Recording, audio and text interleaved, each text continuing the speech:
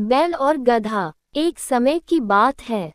काशी में कई वर्ष साथ रहकर दो पंडितों ने धर्म और शास्त्रों का अध्ययन किया। शिक्षा पूरी होने के बाद दोनों विद्वान अपने अपने गांव की ओर चल पड़े। तब यातायात के साधन तो थे नहीं। लोगों को एक स्थान से दूसरे स्थान तक जाने में कई कई दिन लग जाते थे। लोग दिन में चलते थे और रात में विश्राम करते थे। ये दोनों पंडित भी ऐसा ही कर रहे थे। एक बार दोनों नगर के सबसे धनी व्यक्ति के यहाँ ठहरे। उसने उनके रहने की व्यवस्था की और फिर अपने लोगों से कहा कि दोनों महानुभावों के भोजन का भी बंदोबस्त किया जाए। इस बीच समय पाकर धनी व्यक्ति दोनों के पास पहुंचा और उनसे चर्चा करने लगा। धनी व्यक्ति अनुभवी था। वह जान गया कि दोनों पंडितों में बहुत ज्यादा घमंड है, साथ ही दोनों एक दूसरे को मूर्ख समझते हैं। उन्होंने दोनों से अलग अलग बात कर एक दूसरे के बारे में भी पूछा। जो जवाब मिले वो धनी व्यक्ति को दुखी कर गए। उसने मन में विचार किया कि ये दोनों काशी जैसी जगह पर वर्षों अध्ययन करके आए हैं, लेकिन एक दूसरे का सम्मान करना नहीं सीखा।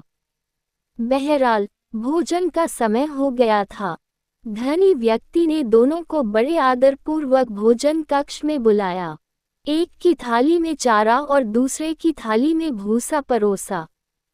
ये देखकर दोनों पंडित आग बबूला हो गए। गुस्से में आकर कहने लगे कि क्या हम जानवर हैं जो यह चारा और भूखा खाएंगे? धनी होकर तुम हमारा अपमान कर रहे हो।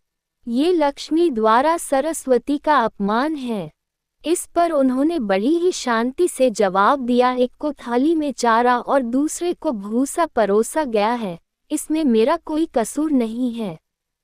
जब मैंने आप में से एक से दूसरे के बारे में पूछा था तो उसने कहा था कि वह तो बैल है। वहीं ही दूसरे से पहले के बारे में पूछा था तो उसने कहा था कि वह गधा है।